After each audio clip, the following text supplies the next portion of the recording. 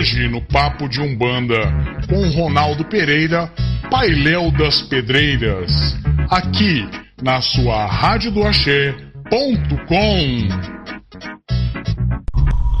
Boa noite, ouvintes da Rádio do Axé. Aqui quem fala é seu irmão Ronaldo Pereira, trazendo para vocês mais um programa Papo de Umbanda.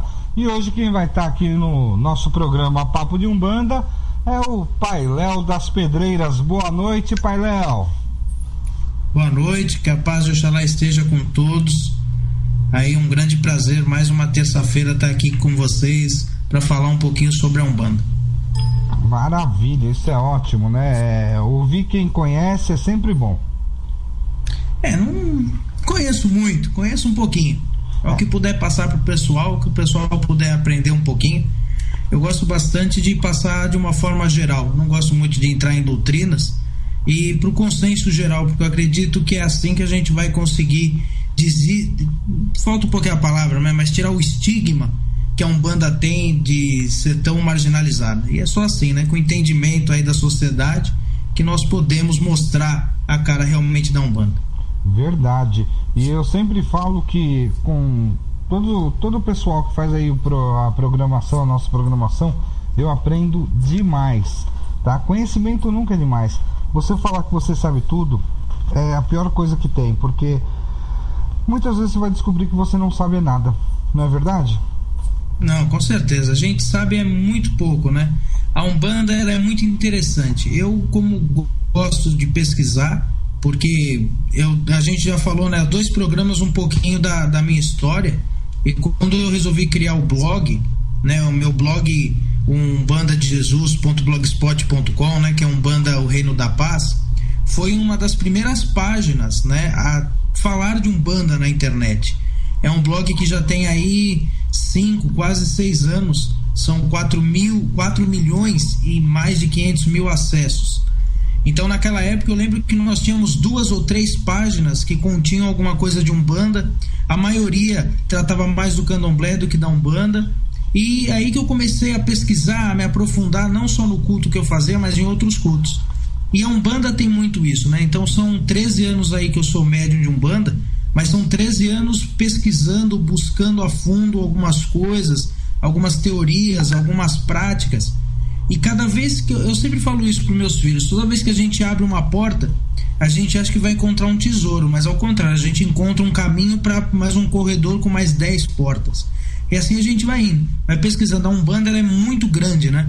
O esoterismo é muito, muito extenso aí de matéria, de conteúdo, para a gente poder falar que conhece pelo menos um pouquinho aí. Verdade, concordo plenamente com o senhor. Pailéu, nós temos perguntas aqui, o senhor já está disposto? Então, antes da gente começar nas perguntas, né, eu tinha preparado alguma coisinha que eu queria falar hoje sobre um pouquinho sobre a filosofia da Umbanda, né? Como nós falamos da origem da Umbanda, eu queria falar um pouquinho da filosofia, e dentro disso a gente pode ir entrando nas perguntas, mas aí você que sabe. Não, pode ir daí, a hora que o senhor achar conveniente a gente já começa a passar as perguntas.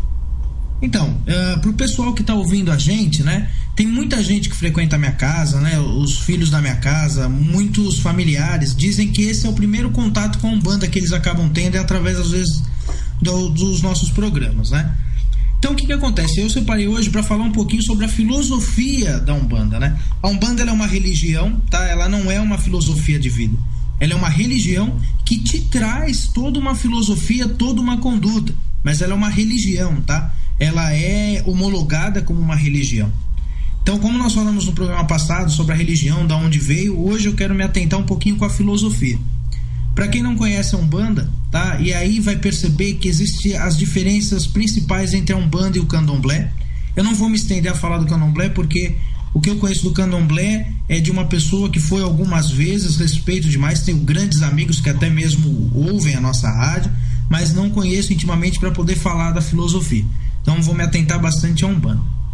Primeira coisa interessante da Umbanda, e ela é um pouquinho diferente aí do Candomblé, é que a Umbanda, ela é uma religião monoteísta. O que isso quer dizer? A Umbanda é uma religião que acredita num Deus único, tá? Só existe um Deus na Umbanda, e esse Deus, ele tem alguns nomes conhecidos, como Zambi, Olorum, e alguns chamam de Olodumare ou Olodumaré, tá? Esse Deus é o grande criador de tudo, tá? Não do nosso universo, isso também é interessante. Esse Deus, ele é criador energeticamente, não do planeta Terra em si. Esse criador, ele é potencializado em vários orixás, né? O primeiro orixá e o mais importante, aí também tem outra diferenciação, porque o candomblé coloca os orixás no mesmo patamar, e a Umbanda não. A Umbanda crê que Oxalá é o orixá mais importante, tá? Oxalá é o orixá que criou o planeta Terra, é o orixá que criou tudo que aqui vive e tudo que possa ter vida, tá? Até mesmo o planeta. Esse orixá, ele é conhecido como o orixá do pano branco, o criador, é sincretizado com Jesus Cristo. E aí a gente já parte para a primeira coisa interessante. Nenhum templo de Umbanda pode deixar de ter a imagem de Jesus Cristo. Todo templo de Umbanda é obrigatório, tá? Isso já é cultural da nossa religião, a imagem do Jesus Cristo no Congá. E se você for numa casa e não tiver essa imagem, cuidado, que não é Umbanda. A Umbanda tem que ter essa imagem no Congá, tá? Uma coisa também interessante, a Umbanda não cultua Jesus Cristo crucificado, cultua Jesus Cristo, né, de uma forma ressuscitado. Por isso que Jesus Cristo, normalmente nos templos de Umbanda, salvo algumas exceções, nós vamos ter aquela imagem do Jesus, né, todo de branco, de braços abertos, aí a receber as bênçãos. Uma outra coisa também interessante é que a Umbanda não tem tantos orixás, cultuam-se menos orixás que o candomblé. E uma parte que eu acho também bem interessante é que a Umbanda não acredita no criacionismo, né? A Umbanda não acredita no Adão e Eva, não acredita que um belo dia, né, Deus ou Oxalá ou Jesus estava andando e resolveu criar as coisas, tá? Isso foge um pouquinho do pensamento crítico. A Umbanda acredita e crê na teoria da evolução ali do Darwin, tá? Nós cremos, umbandistas, nós cremos que nós sim descendemos da evolução das espécies, tá? Então essa é a primeira parte que eu acho que fala assim de uma forma bem geralzinha do que a Umbanda crê no comecinho. Tem bastante coisa ainda para falar, mas acho que aí a gente já pode começar nas perguntas e aí vai puxando as outras coisas. Tá certo, realmente isso daí que o senhor falou fica bem aberto às pessoas pensarem, né? Em tudo que o senhor falou, e a gente pode um dia pegar assim e ressaltar ainda mais sobre esse tema que ele é muito grande, né? Não dá para simplesmente em meia hora, 40 minutos explanar sobre isso daí. Pode mandar as perguntas? Pode mandar. A Jennifer, ela coloca assim: gostaria de saber se há algum problema em acender vela para Exu dentro de casa. O povo fala muito mal. O povo fala muito que não pode, mas Exu é uma entidade de luz. Por qual razão não posso acender dentro da minha casa? Exu não entra dentro de casa? Bom, aí a gente vai ter que primeiro remeter por que a questão do Exu fora de casa, tá? Isso vem de um dos mitos, tá? De um dos itãs do candomblé que explica o orixá Exu. O orixá Exu, em um dos mitos, diz que Exu estava na porta, né, da casa de Iemanjá e ele estava com muita fome. Então o Exu começou a comer um rato vivo e isso começou a enojar as pessoas. Então Iemanjá o expulsou da porta de casa. E Exu ficou perambulando pelo mundo, aonde ele comeu estradas, comeu o mar, comeu o planeta Terra quase que inteiro. Quando ele estava começando a comer o céu, Olorum, né, resolveu então intervir. Falou para Exu por que ele estava tão irado. E ele disse que só porque ele estava com fome ele tinha sido expulso até mesmo das ruas. E aí então Deus, né, Zambi, o Olorum, aí independente da nação que for chamar, disse que a partir daquele dia Exu então começaria a comer primeiro. Exu comeria antes de qualquer outro tipo de obrigação.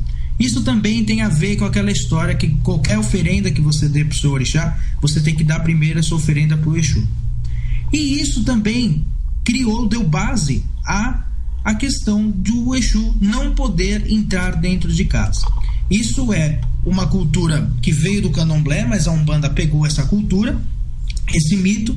Então diversas casas, por exemplo, deixam tudo que é de Exu fora do terreiro, no quintal, a tronqueira fica fora, né? Fecha-se o congá, e do mesmo jeito sempre coloca-se a energia de Exu do lado de fora da casa, porque isso já é uma cultura, né? Um costume que virou uma cultura dentro das nossas religiões. A questão de você acender uma vela para o Exu dentro ou fora de casa, eu acredito que é muito relativo. Quando nós acendemos uma vela, nós estamos canalizando uma certa energia. Então, por exemplo, se você for acender uma vela para o seu Exu pedindo a cura de um ente querido, eu não vejo problema você acender na sua casa. Agora, se você for acender uma vela para o seu caboclo, pedindo que esse caboclo tome a frente contra a sua vizinha, porque a sua vizinha não gosta de você, e pedindo uma coisa má para o seu caboclo, mesmo que ele não vá atender, mas você plasmou aquilo e você acendeu dentro de casa, é pior. Então eu acredito que culturalmente sim, culturalmente vela de Exu, vela de descarrego se acende sempre fora de casa, nunca dentro de casa, tá? Mas é o que eu falei, culturalmente, agora vai depender daquilo que você vai plasmar, daquilo que você vai rezar dentro daquela vela. Às vezes não é a vela pro Exu propriamente dita que não deve ser acesa dentro da sua casa. Eu sempre digo isso, vela é um perigo, né? Primeiro que hoje em dia a gente vive, né, num mundo que a gente tem que pensar em tudo. Então, quando você for acender uma vela, procura saber onde você está acendendo, se não tem perigo de botar fogo em nada. Aí depois vai falar que o orixá botou fogo, né? Acendeu a vela numa prateleira de madeira com um monte de isopor do lado e pano, aí o orixá que botou fogo. Não é bem assim, tá, pessoal? Então, vê o lugar certinho que você acende suas velas. É importante deixar na sua casa um cantinho somente para isso. Ah, pai, se eu montar uma prateleira é ruim, porque às vezes os vizinhos vão ver, ou ver algum parente em casa, ou mesmo minha mãe que mora aqui. Não tem problema, meu filho. Não precisa pegar uma prateleira encher de imagem de Umbanda.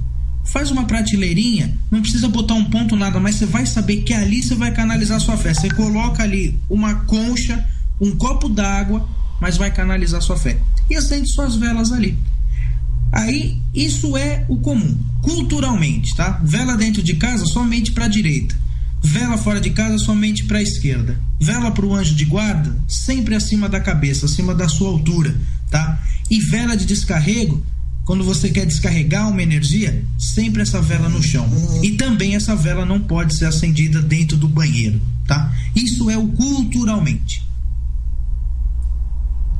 Respondi? Tá certo. Só voltando um pouquinho na pergunta do Exu, né? Outra coisa, Exu é considerado o povo da rua, é o povo protetor, tá? É aqueles lá que, por exemplo, em alguma outra gira que vai se fazer num terreiro, gira de baiano, caboclo, preto velho, eles estão lá fora para não deixar as demandas entrar, as cargas negativas, etc, etc e tal. Veja bem, é como o senhor mesmo falou, problema em acender uma vela preta dentro de casa, isso aí vai depender da cabeça realmente de cada um. Agora, se por exemplo uma entidade de luz, seja ela Exu, caboclo, preto velho, quem for, se falar assim pra você, não, você vai acender dentro da sua casa, é uma coisa. Agora também acender por falar assim, não, se acendo de todo mundo aqui dentro porque eu não posso acender do Exu, eu já não concordo. Certo, eu creio nisso também. Eu acho que o pecado maior é o que a gente pensa e não para quem a gente vai entregar, né? Não adianta nada também você acender uma vela para Exu pedindo coisas boas e sair batendo no seu vizinho, né? Aí não adianta nada, né? Tudo a questão daquilo que você vai plasmar, né? Aquilo que você vai afinizar. Aí isso também já dá um gancho dentro daquilo que eu estava me propondo a falar sobre a filosofia da Umbanda. Uma coisa também bem interessante, né? Que a Umbanda acredita. A Umbanda, ela não acredita nem no céu nem no inferno, tá? A Umbanda, ela acredita na teoria da afinização energética. O que isso quer dizer? Uma pessoa que vive em meio a cargas negativas energéticas, assim que ela desencarna, ela vai viver dentro desse meio, ela vai se afinizar a egrégoras e até mesmo mentalmente ela vai criar, né, o inferno dentro do psique dela, tá? Do mesmo jeito, ao contrário, uma pessoa que sempre levou sua vida dentro da caridade, ajudando, né, sendo uma boa pessoa, assim que ela desencarna, não é que ela vai para o céu, e sim ela vai se afinizar com as hostes e ela vai viver a paz de espírito. E essa paz de espírito pode ter várias formas. Para ela pode ser um monte de nuvenzinha, para outro pode ser como se fosse um hospital, para outro um jardim cheio de flores. Eu não estou querendo aqui dizer ou contradizer, né, o espiritismo que explica as colônias espirituais. Nós acreditamos em colônias espirituais, mas essas colônias, elas existem. Porém, quando você desencarna, você que vai vibrar perto dessa colônia e você vai viver dentro da sua realidade, e aí sim, quando você já estiver equilibrado, aí sim será levado às colônias espirituais para começar o seu trabalho mediúnico. E a Umbanda também, meus irmãos, para quem está ouvindo a gente, não acredita em salvação divina. O que é a salvação divina? É algumas salvações que algumas religiões pregam, tá? Olha, se você fizer isso, isso, isso e isso, você vai para o céu. Se você for perseverante, você vai para o céu. Ou então as religiões orientais, se você se dedicar a Alá, você vai para o céu. A Umbanda, ela não salva ninguém, tá? Ela não crê nessa salvação, ela não crê que você vai ser salvo. Ela crê que as suas ações que vai te levar à salvação. Não vai adiantar nada a gente ter uma vida toda errada, tá? E aí no momento que a gente está morrendo, a gente fala, olha pai, perdão por tudo, e a gente é salvo, tá? A Umbanda não crê nisso. E a Umbanda também não crê em um julgamento divino, tá? E sim na ação e reação. A Umbanda não crê no Apocalipse, que vai vir um dia na nuvem, né? O Jesus para nos julgar.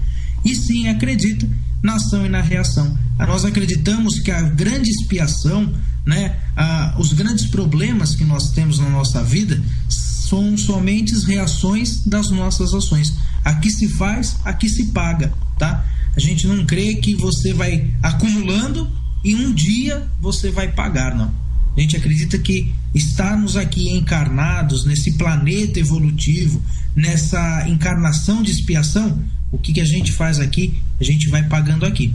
É lógico, né? Existem casos que nós pagamos do outro lado também, nós quitamos o nosso karma, mas aí são casos específicos. Muito bem. Tem uma outra pergunta aqui, o senhor responde, pai? Respondo. Tá, é da Jennifer também. Ela coloca assim: por esses dias vi um texto que não é bom levar crianças para a gira de Exu, porque é uma gira muito pesada. Há algum tempo presenciei, há algum problema na presença de uma criança na gira de Exu ou em outras giras mais pesadas como a de Baiano, Boiadeiros, etc? Olha, essa questão é uma questão bem interessante, tá? A gente não pode entrar dentro do regulamento e dentro da doutrina de cada casa. Cada casa trata de uma certa maneira a sua forma de trabalhar. Eu posso responder um pouco da minha casa, que vem do meu entendimento. Criança é um ser puro, tá? Segundo Jesus disse, vinde a minhas criancinhas, pois delas é o reino do céu. Então, na minha casa, os filhos, né, de alguns médiuns, para vocês terem ideia, a gente tinha um espaço na nossa casa que era um espaço, aquele espaço que todo terreiro tem de bagunça, né? Que você vai empilhando caixa de papelão com coisas, e a gente acabou tirando esse espaço e fazendo uma brinquedoteca. Por quê? Porque nós tínhamos vários médiuns que tinham 1, 2, 3 filhos, e esses filhos ficavam, né, ali sem fazer nada. Então a gente montou uma brinquedoteca, os próprios pais levaram brinquedos, a gente montou até uma televisão, ficava passando o DVD da Galinha Pintadinha e assim por diante. Diversas vezes isso acontecia mesmo na gira de Exu. E até uma coisa interessante, na festa de Obaluayê que nós fazemos na nossa casa, nós fazemos a nossa festa de Obaluayê com o Exu. Aí já entra dentro da doutrina da nossa casa, tá? E dentro dessa festa teve um momento que não tinha ninguém cuidando de um bebê. Por quê? Porque o pai e a mãe estavam passando pelo banho de pipoca e a irmã também estava passando pelo banho, e aquele bebezinho ficou sozinho ali, e o bebê começou a chorar, que era filho de um médium da nossa casa. E eu acredito que isso vai até mesmo responder se pode ou não pode criança. Eu estava incorporado com o seu corcunda olhou a criança chorando, pegou a criança no colo, a criança parou de chorar, né? Na verdade ele não pegou no colo, ele deixou ali do lado, né? Deixou ali do lado, a criança parou de chorar, ele ficou olhando a criança, daqui a pouco pegaram a criança e assim por diante. Eu acho que a Umbanda, tudo aquilo que nós fazemos de uma forma escondida ou de uma forma restritiva, só vem a prejudicar a nossa religião. Tudo que nós resolvemos fazer, olha pessoal, isso aqui a gente não pode fazer na frente de todo mundo. Ou então, pessoal, olha, agora isso aqui criança não pode. Eu acho que tudo isso só vem a prejudicar. A Umbanda é uma religião do bem, da paz, da caridade, da ajuda. Eu não acredito que isso possa atrapalhar uma criança ou uma criança possa atrapalhar o trabalho. Eu prefiro 1000 vezes a minha casa cheia de crianças correndo no meio da gira do que ter uma casa onde eu não vou ter um médico que não vai poder trabalhar porque ele não pode trazer a filha ou o filho dele. Então, eu acredito, hoje, estudando, ninguém até hoje conseguiu me dar alguma resposta realmente lógica por que não pode criança numa gira de Exu. Eu não vejo problema. Na minha casa as crianças ficam, participam. Segunda-feira agora a gente teve gira de Exu. Teve uma pessoa, uma assistente, estava com 2 crianças na consulta. As crianças ficam, não tem nenhum tipo de problema. Não creio que isso possa atrapalhar nem tanto os Exus, muito menos as crianças. Tá certo. Essa pergunta uma vez também fizeram para mim, tá? E a resposta foi assim: não sei as outras casas, mas aonde nós temos o nosso terreiro, criança é sempre bem-vinda em qualquer gira, muito porque é um ser puro, tá? E vai ajudar muito nos trabalhos, tá? Inconscientemente, sabe? Toda criança, tá? Ela é muito bem-vinda em qualquer lugar. Eu não sei o porquê tem casas que tem restrições quanto isso, tá? O seu capa preta, ele adora criança, sabe? Ele ainda brinca, ele fala: essa criança aqui é mais médio do que muito médio que tem aqui dentro, sabe? Ele ainda brinca com as pessoas, sabe? Então, quer dizer, eu não entendo o porquê dessa restrição, sabe? Eu não consigo assim, imaginar uma forma. Será que Exu vai fazer o quê? Vai fazer mal porque tem uma criança ali dentro? Gente do céu, pelo amor de Deus, a criança é bem-vinda em qualquer lugar. Eu acho que aí vale citar, né, que tudo, por exemplo, tudo tem algumas coisas que nós temos que levar em consideração. Se tá uma criança ali, a mãe tá com uma criança do lado, né, aí vai da entidade e do médium também se doutrinar para não ficar baforando o charuto na cara de uma criança, né, na cara de um bebezinho, né, que tá ali no colo, ou até mesmo uma pessoa grávida. Na nossa casa nós temos uma médium que tá grávida, né? Aliás, ela é a 3ª médium. Eu brinco na minha casa que assim que nascer a filhinha dela a gente descobre outra, porque ela é a 3ª grávida, né, em sequência da nossa casa.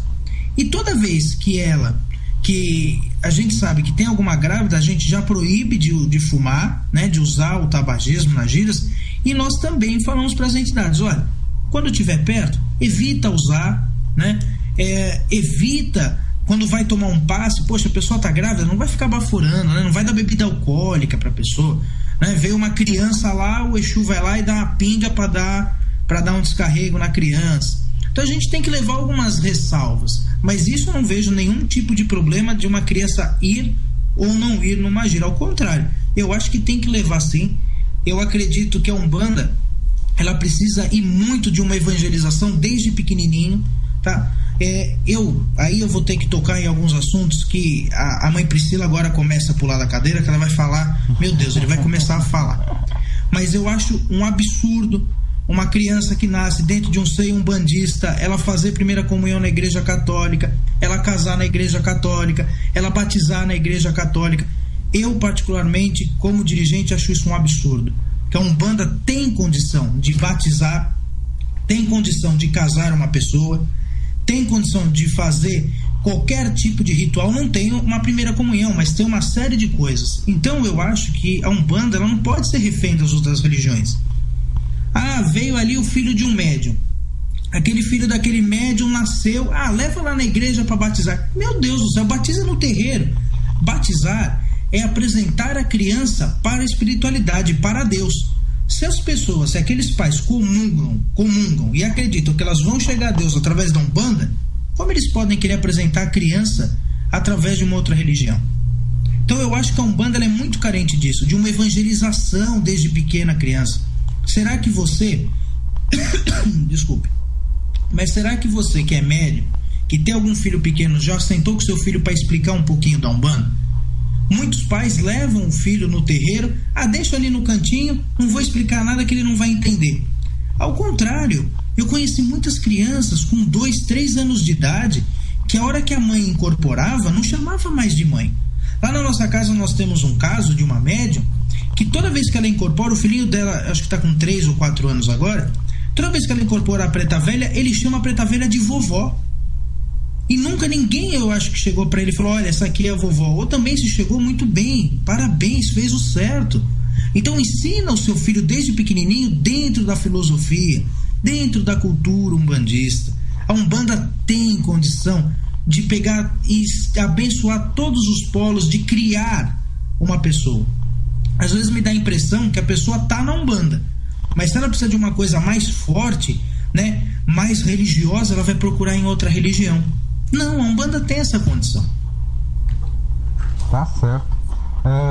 Pai Léo, antes de passar a próxima pergunta para o senhor, o nosso amigo Lúcio Henrique, o homem da Quimbanda, ele coloca assim: em giras de Quimbanda, as crianças vêm, tomam a bênção e saem. Acho isso muito importante. Eu acho bem legal também. Eu nunca fui numa gira de Quimbanda, preciso marcar um dia de ir. Conheço só de estudar mesmo. Aí, aliás, o que se fala muito de Quimbanda aí, na verdade, nem é Quimbanda, né? Hoje em dia qualquer um acha que é da Quimbanda. Não é bem. Mas o Lúcio já é bem conhecido aí no meio. Eu tenho muita vontade de conhecer. Com o Lúcio eu aprendi muita coisa sobre Quimbanda. Tanto que a cada mais ou menos uns 3 meses a gente faz uma gira de Quimbanda Matriz. Entendi. Né? Mas é bem... Eu acho bem legal. É bem tranquilo. Bem legal mesmo. É um culto que eu quero conhecer. Sabe, a gente não faz uma vejam, a Quimbanda, que é tão, entre aspas, né, mal falada, como uma magia tal, ela mesma aceita crianças. Aí a gente vê uma casa que tem aí 70, 80 anos de idade, que pratica a caridade, é um Umbanda branca, e quando vai tocar pra Exu, tira as crianças da sala. Não dá pra Pessoal, entender. hora da gente começar a... sei lá. É verdade. Na hora de abrir um pouquinho mais a cabeça. É verdade. E outra coisa, você entra lá, você não vai ver matança, nada disso, entendeu? É um absurdo tudo que fala, mas tudo bem, né? Vamos respeitar. Mas aí vamos falar a verdade. E vamos supor agora que essa criança seja do candomblé. Se ela tá ali desde pequena e os pais comungam daquela fé e creem que fazendo o corte é dentro da cultura daquela família, eu não vejo problema dele levar o filho dele a presenciar aquilo. Se aquilo é a religião dos pais. É verdade. Se aquilo é a religião, a criança tem que conhecer aquela religião.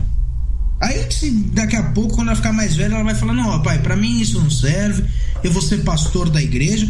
Tudo bem, mas eu acho importante criar as crianças dentro dos terreiros. Eu acho isso importante. Realmente é verdade, viu, pai Léo? Quisera eu ter sido criado dentro do terreiro. Eu fui criado dentro da igreja católica. Eu lembro que eu ia na missa, sinceramente, é uma coisa que é até engraçado de contar, mas quando eu era novo, eu ia na missa e a única coisa que eu mais queria era comer o pãozinho que o padre dava lá com vinho. Por quê? Porque eu não acreditava. Não é que eu não acreditava, eu não sabia o que acontecia ali. Então eu acho que as crianças são muito carentes disso. E na Umbanda mais ainda. Foi aquilo que eu falei no programa passado, né? A gente não tem um programa na Umbanda que vá em penitenciária, que vá em hospitais, em orfanatos, muito menos um trabalho de evangelização para as crianças. Quando eu estou falando de evangelização, pessoal, eu não quero fazer igual os evangélicos que vão fazer uma lavagem cerebral. Não é isso. Mas mostrar, né? Por que será que nunca, né? Nós temos tantos autores aí de Umbanda, né? Tantos estudiosos. Por que nunca ninguém, pelo menos eu não tenho contato, se alguém tiver, me manda agora no Facebook que eu até dou uma olhada. Mas uma cartilha sobre a Umbanda para crianças. Pai Léo, tem sim. Tem? Eu nunca vi. Me manda que eu acho interessante e vou imprimir para as crianças lá. Eu vou achar pro senhor, mas tem sim, eu não lembro a autora agora, chama-se Umbanda para Crianças.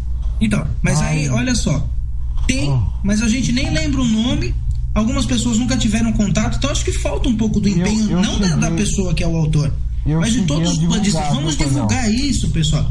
A gente só compartilha, né? Eu acho um absurdo. Ali aquele terreiro é marmotagem, compartilha lá umas fotos do orixá que não tem... Gente, vamos começar a compartilhar coisa realmente decente. Se a pessoa tá fazendo errado, o problema é dela. Deixa as pessoas procurar quem quer o errado. Vamos compartilhar, vamos usar do espaço que a gente tem para promulgar o bem e as coisas bonitas da Umbanda. Eu acho um absurdo.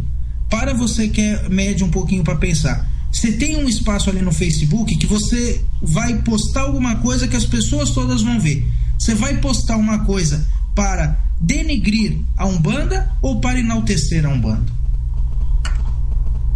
Isso é verdade. Isso o senhor tem toda a razão, viu? Realmente a gente tem que aprender a separar o joio do trigo. E como eu falei pro senhor, tá? Só um negocinho que eu achei aqui, tá? Umbanda para Crianças, As Dúvidas de Beatriz é o nome da cartilha, tá? Bem legal, eu vou procurar sim.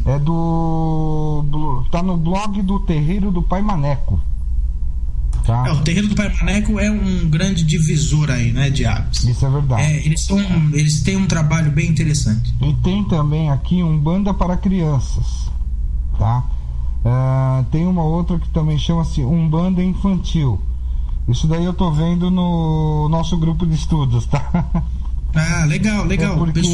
Porque eu cansei já de divulgar essas cartilhas para crianças. Por isso que a hora que o senhor falou, por isso que a hora que o senhor falou, eu já falei assim, não, Pai Léo, tem sim, tá? Realmente eu não lembrava o nome da autora, tá? Realmente me passou por desapercebido assim o nome da autora, porque faz tempo que eu coloquei, entendeu? Só que eu notei que tinha tido pouca visualização, não sei o porquê, talvez pelo nome, né? Umbanda para Crianças, né? Poxa, eu sou um adulto, eu vou ler isso, às vezes aquilo ali, tá? Tem muita coisa que eu não sei, né? Só que tá como Umbanda para Crianças. Então, esse que é o erro, né? Às vezes é a preguiça também das pessoas, né? De procurar, né? Levantar, querer conhecer, igual você falou, muita gente vai passar, eu não sou criança, eu não preciso ler. Eu tive um professor na minha faculdade que ele falava para mim, leia tudo que te derem, leia. Você nunca vai pecar por ler, tá? Tudo que você lê, eu li um livro, nossa, mas o livro é péssimo. Pelo menos você lê e você pode falar isso do livro. É melhor do que não ler. Agora, você pegar uma coisa, vou simplesmente não ler. Pessoal, conhecimento é uma coisa que ninguém consegue tirar da gente. É verdade. Pode passar a pergunta, Pai Léo? Então, antes de você passar a pergunta, só continuando a questões filosóficas da Umbanda, tá? Que é aquilo que eu tinha falado que eu ia passar, né? Então, uma coisa também interessante, pessoal, é que a Umbanda, ela acredita na imortalidade da alma, tá? Ela crê na reencarnação. A Umbanda crê, e quando nós falamos em reencarnação, muita gente vai se levar aos livros espíritas, tá? Do Allan Kardec, mas a Umbanda, ela se baseia muito mais, teoricamente, na reencarnação pregada pelo hinduísmo do que propriamente pelo kardecismo, tá? Ela crê que você pode reencarnar de várias formas, de vários jeitos, tá? Não quer dizer que você vai reencarnar sempre na mesma família para quitar sempre os mesmos karmas, tá? Você pode reencarnar sucessivamente com várias missões diferentes. Uma outra coisa também interessante é que a Umbanda é uma religião pacifista, tá? Nós temos um hino da Umbanda, e aí também é bem interessante contar bem rapidinho a história desse hino. O hino foi feito por uma pessoa deficiente visual que entregou ao Caboclo das Sete Encruzilhadas um texto que era como ele enxergava a Umbanda mesmo sendo cego. E esse texto foi colocado como o hino da Umbanda. E o finalzinho do hino da Umbanda, ele fala, né? Avantes, filhos de fé, como a nossa lei não há, levando ao mundo inteiro a bandeira de Oxalá. Essa bandeira de Oxalá é uma bandeira branca, é uma bandeira pacifista, tá? A Umbanda é uma religião pacifista. O que isso quer dizer? É uma religião que prega sempre a paz.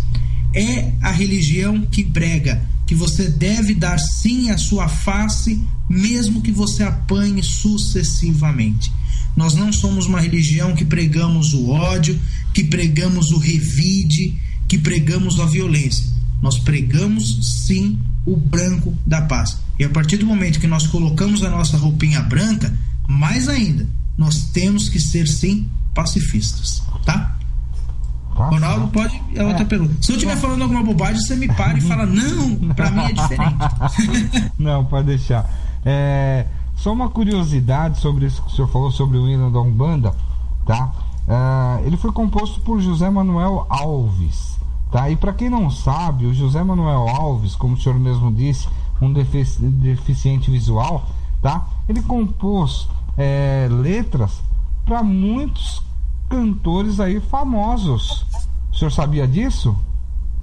Sim, eu já ouvi falar. É muito interessante. Então, quer dizer, ele não compôs só o hino da Umbanda, tá? Ele já ele compôs, se eu não me engano, para uma série de depois eu vou levantar direitinho, eu vou colocar no nosso Face que eu tenho, tá?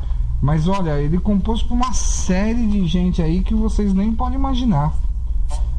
Quem quiser, né? Eu vou postar no Facebook, e aí o Pai Ronaldo também posta o hino da Umbanda. Muita gente talvez nem conheça, né?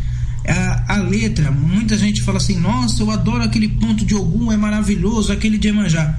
Não existe letra, pessoal, mais linda, que toque mais um umbandista profundamente do que o hino da Umbanda.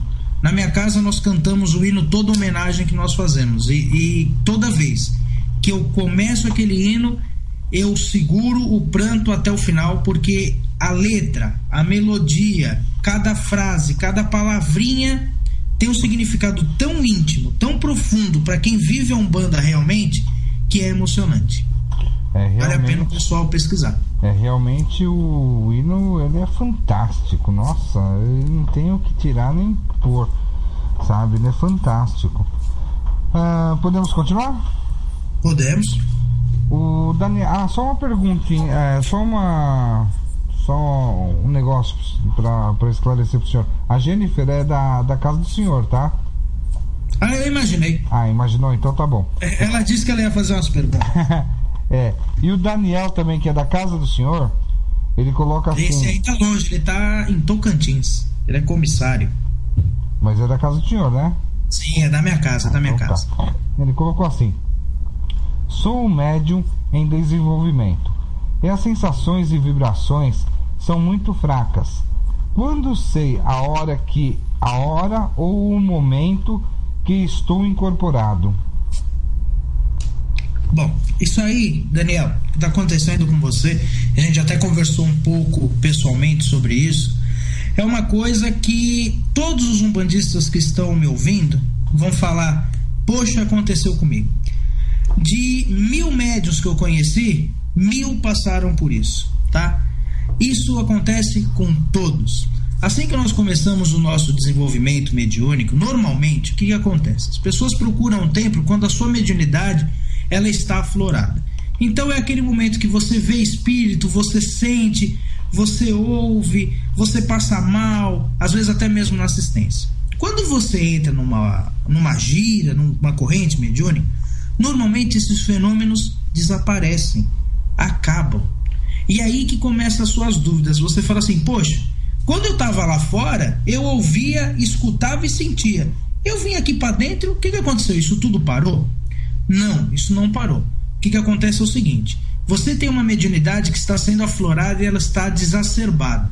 Quando você entra para uma corrente, a primeira coisa que vai acontecer contigo, as entidades vão fazer com você, vai ser alinhar a sua aura, tá? Como eu vou dizer para vocês, acalmar a sua mediunidade, tá? Conversar com as suas entidades para que comece um desenvolvimento propriamente mediúnico, tá? Então aqueles fenômenos vão parar de acontecer, porque eles vão começar a se condicionar certinho ao seu desenvolvimento mediúnico. O que normalmente acontece? Você começa o seu desenvolvimento, as suas primeiras incorporações, elas são de uma forma bem, como eu diria, tênues, tá? Quase imperceptíveis. Porque a entidade ainda está se aproximando de você. A entidade, ela está começando a interagir com você. Se a gente fosse fazer um paralelo, é mais ou menos você colocar um pote de água para um cachorro na rua que você nunca viu, tá? Ele vai vir aos poucos, tá? Ele vai conhecendo. Por quê? Porque ele está se afinizando auricamente com você. E essa afinidade, ela vai ter e vai gerar algum certo tempo. Por que precisa disso? Porque é um fenômeno extracorpóreo, tá? É um fenômeno paranormal, tá? Extrasensorial. E para isso a sua aura vai ter que começar a se condicionar para uma boa incorporação. Para isso a entidade tem que começar a vir aos poucos, tá? Ela vai te equilibrando, ela vai mostrar para você: olha, meu filho, eu realmente estou aqui. Então a nossa ansiedade, porque muitas pessoas criam na cabeça assim: nossa, eu vou incorporar a primeira vez, quando eu abrir o olho eu vou ver um mundo espiritual. Eu vou incorporar a primeira vez, vai ser parecido, vai pautar a sua mediunidade naquele médium mais antigo, naquele padrinho, no dirigente espiritual. Você vai para o templo, olha o seu pai de santo, poxa, ele incorpora numa rapidez, o caboclo dele vem bradando no peito, né? Vem bradando, lançando suas flechas. Isso por quê? O seu pai de santo, aquele médium mais velho, ele já trabalhou a mediunidade dele, ele já está numa entrega que a entidade possa fazer isso, ele já crê na mediunidade. Mas com certeza aquele médium ali, no comecinho do desenvolvimento, foi igual a você, teve as dúvidas dele. Então, o que eu falo para todo mundo? Isso é extremamente normal, não é só com você que está acontecendo, vai acontecer com todas as pessoas em todos os momentos que elas começarem a desenvolver a mediunidade. Aí você perguntou: como faço para saber se sou eu ou sou a entidade? Eu durante muito tempo fiquei com essa dúvida, né? Poxa, como é que a gente pode ter a certeza? Aí um filho de santo, né, que é padrinho dele, que é o Renan, que fazia o programa comigo, uma vez ele falou assim: olha, eu acho que um teste que eu uma vez tentei fazer, que ele tentou quando começou a desenvolver, era: ele estava com o preto velho sentado no banco, de repente ele falou: vou levantar e vou sair andando. Ele tentou e não conseguiu. Então isso vai ser algumas pequenas provas para você que realmente a entidade está ali. Sem contar que eu não gosto de testar a entidade. Eu acho que a entidade você não tem que testar ela em você. Então creia que você está incorporado. Você está numa casa onde tem ali 30 entidades ao seu redor, dos médiuns mais velhos, tem um pai de santo que está incorporado também. Você acha que as entidades iam compactuar de um fingimento seu? Não iam. Elas acreditam no seu potencial mediúnico. Talvez elas acreditem mais no seu potencial mediúnico do que você mesmo. Então, se entrega. Eu sei que você tem dúvida, eu sei que todo mundo que é novo tem essas dúvidas. Mas se entregue, que aos poucos essas dúvidas vão acabando e aí vai dar lugar às dúvidas, vai dar lugar à confiança que você realmente está incorporado. Legal. Pode passar mais uma? Pode, vamos lá. Manuel Ramalho, ele coloca assim: sabe-se que a entidade incorpora, consome plasma do médium incorporado, também consome o plasma do médium cambono. A assistência também tem esse plasma consumido ou evita-se consumir plasma deles? Então, Manuel, evita-se, né? As entidades dificilmente vai utilizar o plasma daquelas pessoas que vêm na assistência. Por quê? Porque normalmente a pessoa que vem na assistência, ela já está carente desse plasma, tá? Ela está ali para receber e não para doar.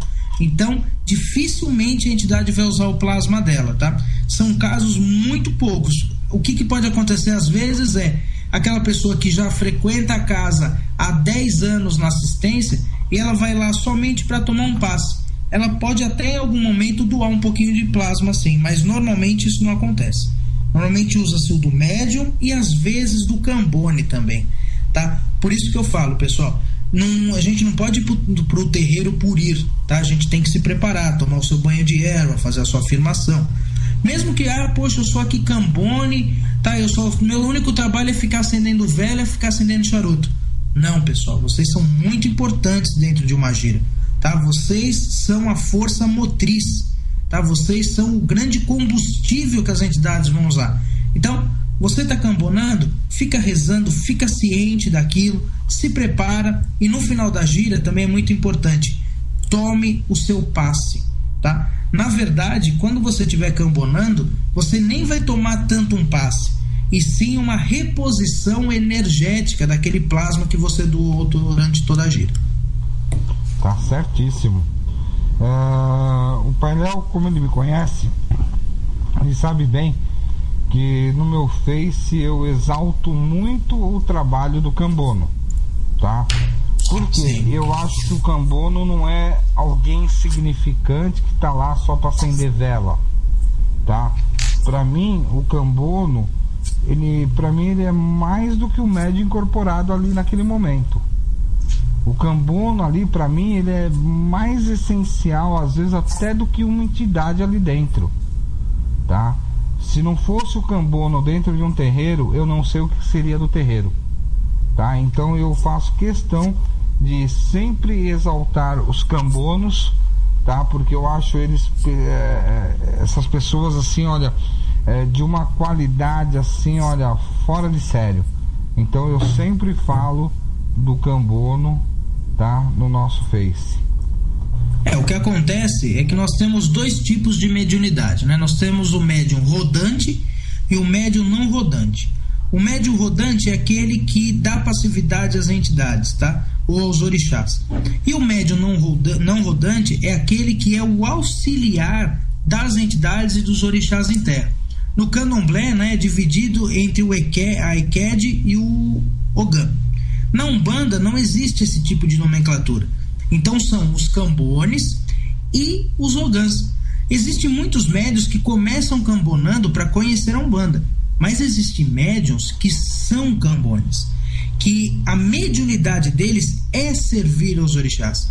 E muitos médiuns hoje em dia, né, que têm essa mediunidade, eles se sentem de uma forma desprezados, porque eles entram e falam, meu sonho é incorporar, mas o trabalho dele não é isso, o trabalho dele é servir a entidade.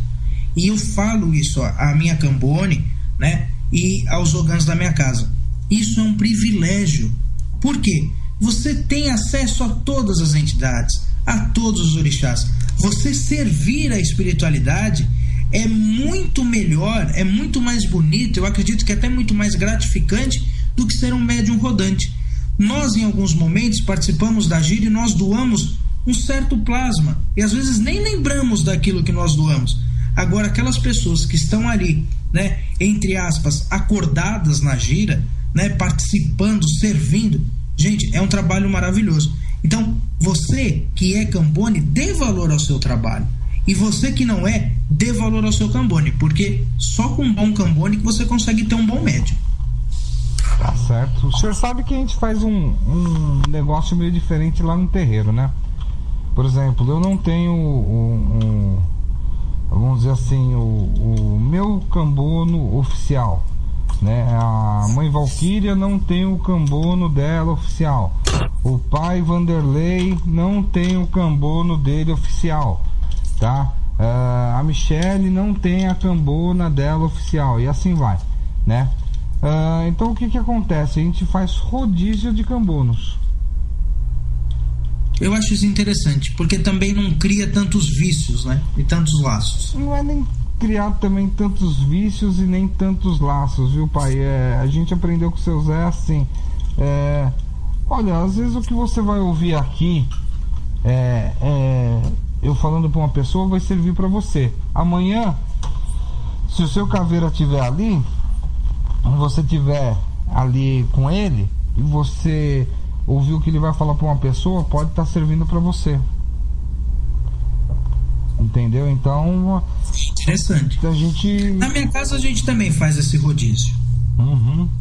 O único que lá que tem cambone fixo é a mãe Priscila e eu, né? Eu tenho a minha cambone fixa, porque a minha cambone não é média em desenvolvimento. Na minha casa é assim: você entra para desenvolver, você desenvolve de quarta-feira, mas de segunda-feira você tem que participar da gira cambonando. Então, como é complicado, porque a gente dirige o trabalho Então a gente precisa de uma afinidade muito grande com o Cambone. Então às vezes a gente ficar trocando, por exemplo, no meu caso, fica um pouco difícil, porque às vezes a pessoa não tem tanta afinidade com a entidade. Como a minha Cambone já está comigo, ela vai ficar brava se eu errar o tempo, mas se eu não me engano são uns 3 anos aí que ela está comigo. Então assim, o pai João olhou para ela, ela pega a pemba. O pai João olhou para ela, que para mim às vezes ao mesmo olhar ela sabe que ele quer água, e assim por aí vai, né? Existe uma ligação muito forte, né, entre o Cambone e os Ogãs, né? Os Ogãs na minha casa aí eu não tenho nem o que falar. Eu falo isso, eu sou privilegiado. Tantas casas têm problemas com Ogãs, né? Problemas que são Ogãs que não aceitam ordens, ou Ogãs que a gente tem um problema sério, que a gente tem muito Ogã que gosta muito de bebida alcoólica. Eu tenho 3 Ogãs na minha casa que são 3 Ogãs firmados, são 3 Ogãs que não faltam, eles vão todas as giras, são 3 Ogãs que não gostam de bebida alcoólica, e são 3 Ogãs que aceitam ordens numa boa. Então eu falo que eu sou privilegiado. É verdade, enquanto uns têm bastante, eu tô sem nenhum. Tá certo. Sim, eu conheço muitas casas que tem problema com Ogãs. Eu tô sem nenhum Ogã. Eu sei, e olha, e não é só a sua casa, tem muitas casas, né? Ogã, infelizmente, hoje em dia, se você tiver um bom Ogã, você tem que segurar muito mais do que um bom médium. Ô pai, deixa eu só te cortar só um minutinho. Eu falei, a nossa casa tá sem Ogã, mas também, olha, eu vou ser bem sincero com o senhor. Eu não fico assim, desesperado com relação a isso. Na hora que tiver que aparecer, vai aparecer, vai ser bom, vai ficar com a gente. Enquanto não tiver que aparecer, porque não é a hora. Também não estou desesperado, não coloquei ainda anúncio no Face assim, precisa-se de Ogã, por favor, comparecer, sabe? Isso aí acho que não dá muito certo. Mas depois, se você quiser offline, eu te ensino uma afirmação pra você arrumar um Ogã. Beleza, a gente conversa. Não, mas é que na verdade eu tenho 3 Ogãs, né? Um dos meus Ogãs eu conheço ele há 10 anos. Eu conheci ele quando ele tinha 9 anos, não, menos, tinha 8 anos de idade, tá? Não, menos que isso, tinha 11 anos.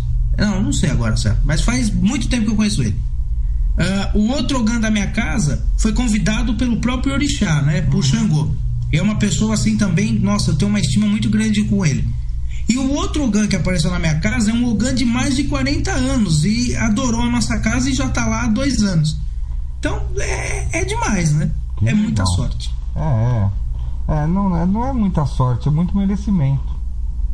Obrigado. Pra eles também, eu gosto muito deles, confio muito neles. Porque como eu falei, né? Eu não canso de falar isso daí. O senhor, a mãe Priscila, nossa, eu tenho um carinho, uma estima muito grande por vocês, sabe? E é recíproco. Só quem conhece mesmo vocês vai poder falar se eu tô certo ou se eu tô errado. Obrigado, é recíproco. A gente também gosta muito, confia muito em você. Eu sou muito sossegadão, sabe, pai? Eu sou muito tranquilo pras coisas, sabe? Eu não fico assim afoito. É igual a gente tava falando num programa agora das 19 horas, né? A gente tava conversando sobre ansiedade. Eu falei, eu já fui muito ansioso. Hoje em dia eu não sou mais, sabe? Eu parei com esse negócio, né? E eu acho que eu me autocurei. Eu tô precisando dessa cura, porque eu ainda sou uma pessoa muito ansiosa. Eu tava te mandando as mensagens do toque, porque eu tenho muito toque. Eu preciso curar os toques que eu tenho. E o Bruno, ele é muito bom pra muita coisa aí, viu? Que eu já andei pesquisando sobre ele aí, ele é... Nossa, depois eu te passo o contato dele. Me passa sim. Só terminando aquilo que eu tinha falado da questão da filosofia da Umbanda, o pessoal, como o programa também já tá quase 1 hora, eu acho, a Umbanda, tá, pessoal, ela crê também, o básico, tá, da Umbanda são 2 ensinamentos de Jesus. Um deles é que fora da caridade não há salvação. Então nós só conseguimos, tá, progredir e alcançar essa salvação é a nossa paz de espírito, tá, é o nosso bem-estar espiritual e moral, com a prática da caridade, tá? Mais nada pode ajudar a gente. E o segundo ensinamento, que é o amai-vos uns aos outros como ama a ti mesmo, tá? Isso também é muito interessante, é você sempre amar as pessoas. E aí, isso deu a base à maior filosofia da Umbanda, que com certeza, se você já pisou num terreiro ou já conversou com algum preto velho, algum dia ele te disse isso: ajudar alguém sem olhar a quem, tá? Essa é a maior filosofia da nossa religião. Na nossa casa, nós atendemos pessoas, tá? Toda segunda-feira, desde empresários, tá? Até pessoas que estão no mundo do crime, donas de casa, tá? Garotas de programa. Nós, como eu vou dizer para vocês, qualquer pessoa, tá? Desde que seja a pessoa mais rica como a pessoa mais pobre, branco, negro, amarelo, vermelho, verde, azul, de anteninha, sem antena, não importa, tá? A Umbanda é uma religião que ajuda todo mundo. É o ajudar alguém sem olhar a quem, tá? Só para deixar isso aí bem claro. Legal. Podemos mandar perguntas? Vamos lá. Deixa eu só achar aqui que agora eu perdi a pergunta. Achei. Juliana Barroso. Ela coloca assim: recebi a primeira vez Iemanjá na festa de sábado e senti dificuldade para desincorporar ela. Gostaria de saber o porquê tive esta dificuldade. Não encontrada quando incorporadas entidades normais. Essa dificuldade é só com o orixá? O que acontece é o seguinte: quando nós damos passividade às entidades, né? Aí as entidades, até mesmo as entidades mais comuns, as entidades que nós trabalhamos mais, nós temos uma série, um certo, como eu diria para vocês, um certo grau, tá, de controle da nossa mediunidade. Não que nós controlemos as entidades, mas nós vamos controlar a nossa mediunidade. Quando nós falamos em orixás, em falangeiros, né, dos orixás, importante nós ressaltarmos que na Umbanda, né, não baixam os orixás em si, sim os falangeiros desses orixás. Um dia a gente pode até se aprofundar nisso. Quando a gente fala nesses falangeiros, nós não temos tanto controle sobre eles. Por quê? Porque eles são emanações espirituais, são espíritos de grande luz, de alta cabala, tá? A maioria deles nem forma fluídica, forma humanizada tem. Então nós estamos muito mais passíveis, nós temos um pega muito maior. Essa entidade acaba, né, nos pegando muito mais fortemente, entre aspas, tá? Às vezes, por isso que muito se fala: eu sou médio consciente, mas quando eu incorporo o meu orixá eu fico inconsciente. Por quê? Porque esses espíritos, né, essas emanações, elas pegam tão intimamente, com tanta força a nossa aura, que nós não temos controle algum. Então isso pode acontecer, da entidade demorar um pouco mais, você ter um pouquinho mais de dificuldade. Isso só vai melhorando quando você tiver uma regularidade dessa manifestação no seu corpo, tá?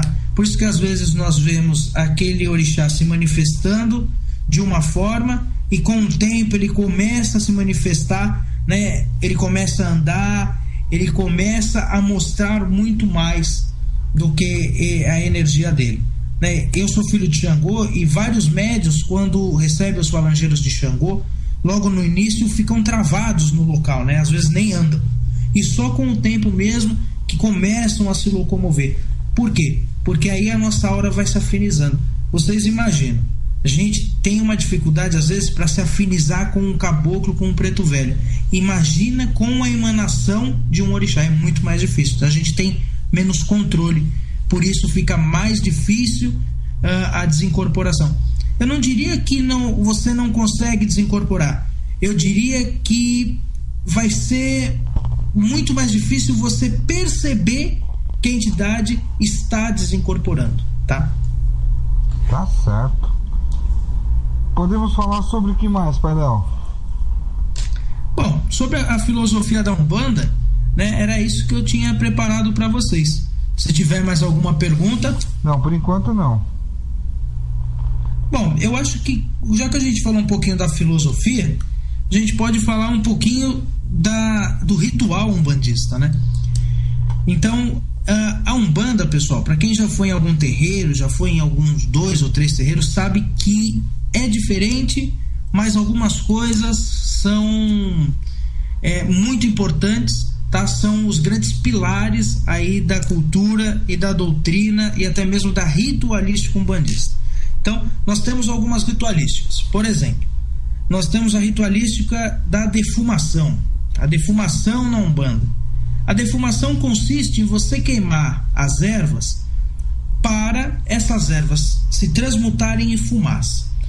O grande poder da defumação não é a erva em si, e sim a fumaça que ela faz. Essa fumaça tem o poder de tirar, de desagregar energias negativas da sua aura.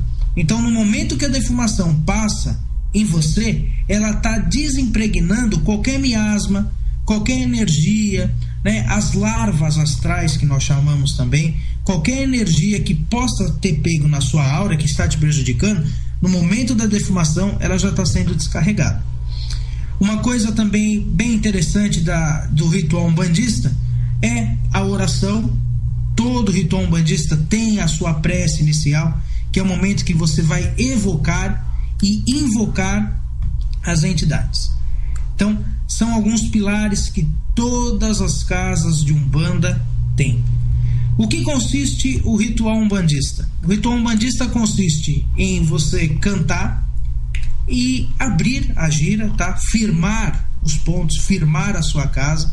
Normalmente, quando o pai de santo ele está abrindo a gira, ele vai firmar os orixás que comandam aquela casa e os orixás que vão ser invocados naquela gira. Por exemplo, na nossa casa, nós somos uma casa de Iemanjá, nosso patrono é Xangô e o nosso padrinho é Ogum.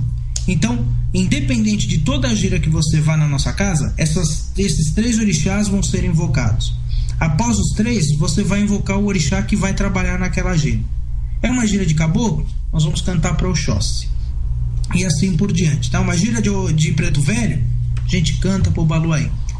A casa firmada, normalmente, tem a chamada da entidade do Congá, a entidade que vai dirigir aqueles trabalhos. É sempre importante ressaltar que a entidade que está ali na frente, ela está dirigindo aquele trabalho. Não quer dizer que ela é mais iluminada, que ela tenha mais conhecimento. Não. Ela apenas dirige aquele trabalho. Então essa entidade se manifesta, ela faz o círculo, né? Algumas entidades vão cruzar com pemba, vão cruzar com uma vela, vão proteger aquele templo, e aí sim é chamada as entidades na corrente mediúnica para manifestação de todos os médiuns. Aí todos os médiuns vão se manifestar, cada um com a sua entidade. E fica algumas perguntas, né? Que as pessoas às vezes fazem. Poxa, eu vou naquela casa e aquela casa canta 20 minutos antes de começar os passos. Por que isso acontece, pessoal? Em muitos casos, a assistência está um pouco carregada, tá? Ou então o trabalho está muito carregado. Ou então alguma coisa está desequilibrada. As entidades nos cantos, porque cada ponto cantado, o pessoal às vezes fala assim: nossa, ouvi um ponto e não entendo nada daquela letra daquele ponto. Principalmente em gira de baiano, né, pessoal? Nossa, canta um ponto que não tem pé nem cabeça, mas aquele ponto tem uma explicação, um fundamento muito grande espiritual. Esse ponto, ele é cantado em forma de equilíbrio para abrir os trabalhos, tá? Antes das consultas. Então é cantado uma série de pontos, equilibra-se energeticamente o terreiro, às vezes demora 10 minutos, às vezes demora meia hora, tá? Dependendo da assistência. Após isso, aí sim é aberto para as pessoas terem o contato com as entidades, seja o passe ou seja a consulta. Estou explicando aí mais ou menos por cima como é que funciona uma gira. Não, mas muito, muito, muito legal, porque a hora a gente vai entrar assim, desde o comecinho da gira até o final dela, tá? Para o pessoal entender bem assim, bem legal mesmo, porque eu noto uma coisa, tem muita gente que vai em terreiro já faz 1, 2 anos e não conhece direitinho como que é a vida, a gira em si. É importante nós ressaltarmos que isso muda, né, um pouquinho de cada casa, mas normalmente é isso que acontece. Uma coisa que as entidades às vezes comentam, né, Somente o Pai João é o rei de comentar isso, né? Ele fala assim: se você vai na missa, você sai antes da comunhão ou você sai antes da prece final. Se você vai na igreja evangélica, você sai antes do pastor terminar o culto. Se você vai em qualquer tipo de ritualística, tá, numa palestra, você vai embora antes do palestrante acabar de falar. E isso nos templos de Umbanda acontece. As pessoas tomam seu passe, viram as costas e vão embora. E o Pai João principalmente reclama muito disso. Ele fala que o certo da pessoa é: acabou o passe, ficar ali, espera a oração final, a oração acabou, aí sim você deve ir embora. Por quê? Sempre no final é bom que se faça uma oração. Essa oração ela vai equilibrar. Só que infelizmente isso na nossa casa é um pouquinho difícil, porque a nossa gira é de segunda. E às vezes a nossa gira acaba 11, 11h30, e aí às vezes a oração a gente não faz. Mas quem frequentar uma casa e puder, fica até o finalzinho, tá? Porque no final tem sempre um fechamento esotérico importante e também é uma forma de respeitar aquele culto. Tem mais alguma pergunta? Tem sim. Dani Figueiredo colocou assim: boa noite. Desculpa. O senhor entendeu o que eu falei? Não. Tá. Dani Figueiredo colocou assim: boa noite. Gostaria de saber se criança que frequenta trabalho no terreiro também tem seu plasma utilizado pelas entidades. Obrigado. Então, aí vai depender muito da criança, tá? Existem crianças e crianças. Eu sou partidário daquela velha história: criança tem que ser tratada como criança. O que isso quer dizer? O filho daquele médium, ele deve ficar ali brincando, né? Ele não deve ter tantas responsabilidades. Mas existem algumas crianças, né? Aí são crianças mais prodígios ou crianças que querem participar, né? Crianças até mais, como eu diria, mais adultas, né? Às vezes até mesmo pela criação, que querem fazer parte. Igual tem uma criança na nossa casa, né? Que ela tem a roupa branca, ela toca tabaque, ela usa suas guias. Mas é lógico, é uma criança, então nós tratamos ela como uma criança. Ela tem algumas responsabilidades? Tem. Se eu tirasse todas as responsabilidades dela, ela ficaria chateada, porque ela gosta de ter a responsabilidade. Mas criança é criança. Criança, mesmo que ela esteja no atabaque, mesmo que ela esteja cambonando, mesmo que ela esteja ajudando, ela pode até doar um pouco de plasma. Mas criança tem muito plasma, ela tem o poder de se regenerar o seu plasma muito rapidamente. Por isso que dificilmente criança toma passe, porque ela tem um poder de doar plasma e ela mesmo ainda consegue refazer a sua energia. Então pode até acontecer dela doar plasma, sim, mas normalmente ela vai repor até mais plasma do que realmente ela possa doar dentro de uma gira. A questão que eu acho mais interessante é mesmo de evangelizar essa criança do que realmente usar ela como uma ferramenta ou como uma forma de doação de plasma. Tá certo. Tem pergunta aqui. Vamos lá. Só deixa eu achar aqui que a mãe Priscila sumiu, meu Deus. Volta, mãe Priscila. É que a mãe Priscila de vez em quando tá passando as perguntas aqui pra gente, entendeu? Entendi. Ela faz o trabalho do backstage. E como tá, por exemplo, ela passando pergunta pra mim, o Eduardo tá passando pergunta pra mim, o Vanderlei tá passando pergunta pra mim, tá? Pra você ver quantas perguntas estão vindo. Então, às vezes trava, né? Então aí tem que procurar. Então vamos lá. Gilberto ele pergunta assim: sobre o orixá de cabeça, de coroa e adjuntó, na Umbanda, como são definidos, já que não há jogo de búzios? É uma pergunta interessante, né? Por que a Umbanda não utiliza dos búzios, né? Primeiro a gente tem que entender isso. Umbanda não tem búzios, tá? Ai, meu Deus do céu, pode ser que tenha gente que joga búzios e vai ficar muito bravo, tá? Mas doutrinariamente a Umbanda não joga búzios. Por que a Umbanda não joga búzios? Porque a Umbanda tem um contato direto com as entidades. Os búzios faz parte de um jogo de adivinhação, tá? A Umbanda não utiliza de adivinhação, por quê? Porque ela tem a entidade que tem um contato direto com você. E a entidade ela não precisa adivinhar o que possa acontecer ou o que você precise. Ela tem o poder de ver o que você precisa. Então seria um pouco ilógico tá? Nós temos um jogo de búzios feito por um preto velho, porque ele já está desencarnado, ele já tem acesso à sua aura, ele já tem a visão espiritual do que possa acontecer. Para que ele vai jogar o búzios, ou para que ele vai tentar um jogo de adivinhação, tá? E aí o que acontece? Na Umbanda, referente a isso, nós não temos, tá, como descobrir o orixá através do búzios. Como é que nós descobrimos os orixás? Através das entidades que dirigem a casa. Então, no nosso caso é o Pai João. E o Pai João, como é que ele funciona? A pessoa entra na nossa casa e o Pai João coloca essa pessoa para cambonar. E ele vai aos poucos, tá, conhecendo intimamente a pessoa, porque isso também é bem interessante. O que acontece às vezes? A pessoa, ela desde pequena, ela é devota de São Jorge. Então ela acende vela vermelha desde pequena, toda terça-feira ela toma banho de espada de São Jorge, ela acredita que ele é filho de Ogum, ele ama São Jorge, ele só usa roupa vermelha, tudo isso. Ele atrai essa energia próxima a ele. Aí o que acontece?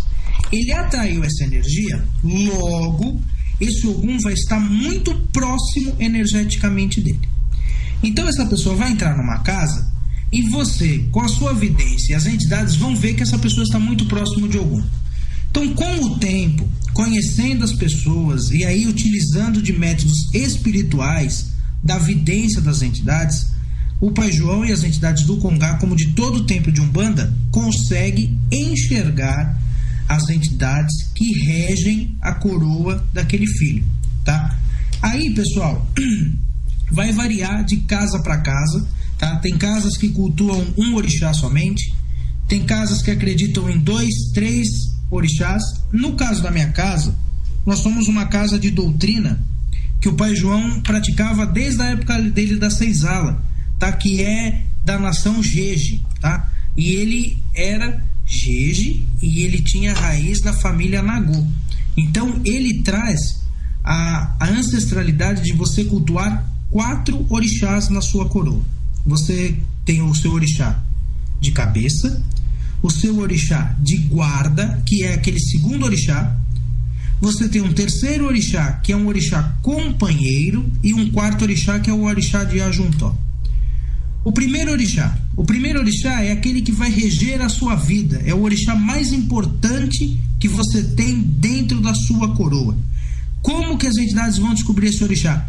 Fazendo um levantamento, tá, espiritual que elas fazem, e elas determinam, e elas, não é que elas adivinham, né, mas elas comunicam que aquele orixá está ali. Então vou dar o exemplo da minha coroa. Meu primeiro orixá é Xangô, tá? Então esse orixá, ele vai reger toda a minha vida espiritual. As minhas entidades vão trabalhar com esse orixá, tá? Eu vou trazer o arquétipo de personalidade de Xangô, tá? Então esse é o meu primeiro orixá. O orixá de guarda, né, que é o segundo orixá que nós temos, normalmente esse orixá... Quer falar alguma coisa? Esse segundo orixá, pessoal, é o orixá de guarda. Ele normalmente é de outro sexo, entre aspas, né, que o orixá não tem sexo, do que o primeiro, tá? Normalmente, se você tiver um orixá masculino como o primeiro, você vai ter uma Iabá, tá? Uma mãe, tá? Um orixá feminino. No meu caso, é Iemanjá. O que acontece quando nós temos 2 orixás masculinos ou 2 femininos, como primeiro e segunda guarda? É o famoso Orimeji, tá? Orimeji é aquele que tem a cabeça dividida por 2 orixás ao mesmo tempo. São pessoas extremamente difíceis de achar, tá? Mas por questão de status, hoje em dia tem muito Orimeji por aí que às vezes nem é, tá? Então, nós temos esse segundo orixá. O que esse orixá faz? Ele é o balanço, o contraponto energético da sua coroa. Então, voltando ao meu caso, meu segundo orixá é Iemanjá. Então nós vamos ter Xangô, que é o fogo, é a explosão, tá? É a ação. E nós vamos ter Iemanjá, que é a água, a passividade, a calma. Aí nós vamos ter um ori equilibrado. Você vai ter também o seu terceiro orixá. O seu terceiro orixá é um orixá que nós chamamos de orixá companheiro. É o orixá que segura as pembas, tá? É o orixá que segura as buchas da nossa vida. Por isso que ele mesmo já fala, é o orixá companheiro. É aquele orixá que está do seu lado para os problemas, para as demandas, é aquele orixá que vai cuidar do seu lado profissional e principalmente dos problemas que você possa ter. Enquanto você tem 2 orixás ali que comandam a sua personalidade, você tem um orixá que ele guarda a sua vida, tá? E esse orixá, ele bem equilibrado, ele é muito importante. No meu caso, esse orixá é Ogum. Então, qualquer tipo de demanda, qualquer coisa, é esse orixá que assume a frente, tá? Uma coisa também interessante, normalmente, você que é filho de Umbanda, o seu Exu trabalhe com este orixá. Por isso que às vezes acontece isso, a pessoa, eu sou filho de Xangô, mas eu tenho tranca-ruas. Por quê? Talvez o seu terceiro santo seja Ogum, tá? E você tem o seu 4º orixá, que é o Ajuntó, que é um orixá muito importante. Esse orixá, ele vem com você de vidas passadas. É o único orixá que não muda de encarnação para encarnação. Ele vem te acompanhando. Esse orixá é um orixá muito importante que normalmente ele veio na coroa ou na cabeça de algum antecessor seu pai, seu avô, sua mãe, tá? Ou sua avó, e ele vem preparando a sua chegada. Esse orixá às vezes vibra mais forte do que o seu orixá de coroa, tá? É mais ou menos isso. Então, a Umbanda, ela não tem um jogo de búzios para explicar como que você descobre o seu orixá. É só mesmo com o tempo que as entidades têm o poder de falar, olha, é este e este, tá bom? Tá certo. Painel, tem mais uma pergunta aqui do Gilberto também. Ele coloca assim: em muitas casas na quaresma não baixam orixás, em outras só orixás. Qual a interpretação? Então, aí, Gilberto, vai variar de cada doutrina, né? Na minha casa, na quaresma, nós não trabalhamos com a esquerda. Por quê? Porque nós seguimos a doutrina que na quaresma, né, o baixo astral está aberto. Então os Exus ficam de mãos atadas para descarregar, prender ou tirar qualquer tipo de obsessão. Então nós não trabalhamos. É uma época, os 40 dias, tá? É bem extenso se a gente for falar desde a história, porque muita gente acha que isso é cristão, e não é, tá? A quaresma, ela vem antes do cristianismo. A quaresma, ela vem antes de Moisés, tá? A quaresma é um período esotérico, é um período de 40 dias antes da Páscoa. A Páscoa é o renascimento, tá? Não é o renascimento de Jesus não, pessoal, tá? Isso aí foi só como eu diria para vocês, foi só uma coisa que calhou, tá? De ser parecido e ser próximo o dia, tá? Uma coincidência. Mas na verdade a quaresma, ela é bem antiga e ela é um tempo de reflexão. Então nesse tempo, cada casa tem uma forma de se preparar e de se reflexionar, tá? De guardar sua energia. Então algumas casas procuram trabalhar somente com Exu, outras casas trabalham todas as entidades menos Exu, outras vão trabalhar só Preto Velho, outras simplesmente fecham, tá? Isso cada um tem um entendimento. O entendimento da nossa casa é esse. A quaresma é um período onde os espíritos obsessores e o baixo astral está aberto como uma forma de indulto. Então por isso não tem o porquê os Exus virem trabalhar para descarregar, já que eles não vão poder fazer isso. Então a gente procura aí trabalhar somente energias sutis. E por isso mesmo que na nossa casa a gente aproveita essa época para ligar o filho ao seu orixá. Porque imagina só, é um período muito pesado. Se eu trabalhar com Exu, logo aquele filho vai ficar com a sua energia densa. Então se eu trabalhar um filho de Ogum com Ogum na coroa dele nos 40 dias, ele vai se ligar a esse orixá. Ele não vai baixar o seu tônus espiritual, a sua vibração vai estar sempre com a sua vibração elevada. Logo ele não vai ter problema espiritual e não vai pegar carrego. Legal. Só a gente fazendo uma prévia disso daí que o pai falou, vocês veem como que a Umbanda é linda e maravilhosa. Por exemplo, na casa do Pai Léo, lá eles, na quaresma, eles não trabalham com Exu, tá? Na nossa casa a gente já trabalha com Exu sem problema nenhum, tá? Aí nós vamos entrar naquele tópico: o Pai Léo tá certo ou o Ronaldo está certo? Ambos estamos certos. O Pai Sim, Léo, cada um dentro da sua doutrina. É isso que eu ia falar agora. O Pai Léo, ele tem a doutrina dele, ele segue a doutrina dele, tá? O Ronaldo, ele tem a doutrina dele, ele segue a dele. Então ambos estão certos, tá? Nós não temos um codificador na Umbanda, tá? Ele deixou a Umbanda aberta, entendeu? Para que cada terreiro fizesse o seu melhor, Se o Ronaldo acha melhor trabalhar com o Exu, nós vamos trabalhar com o Exu. Se o Pai Léo acha que não é aconselhável trabalhar com o Exu, não vai trabalhar com o Exu. Nem o Pai Léo e nem o Ronaldo estão errados. Cada um está seguindo a sua doutrina. Só isso. Não é verdade, Pai Léo? Sim. Então, a única coisa que eu acho desnecessário são as casas que fecham, tá? Na quaresma. Por quê? Porque a maioria das pessoas estão num tratamento espiritual. E às vezes 40 dias longe de uma casa, pessoal, é complicado para uma assistência, tá? Para uma pessoa que está num tratamento. Então, procura rever uma forma, tá? Mesmo que não tenha incorporação, mas abre a casa para uma palestra, tá? Ou somente para passe. Mas procura deixar sua casa aberta nos 40 dias, tá? Converse com o seu dirigente referente a isso. Tem muitas pessoas que precisam desses 40 dias. Eu falo isso porque como a minha casa não fecha, e é uma coisa que acontece todo ano, a gente tem uma média na nossa casa aí de 90, tá? A picos aí de 120 pessoas na assistência por segunda-feira. Quando a gente chega na quaresma, a gente tem um aumento aí de 30% até 40% da nossa assistência.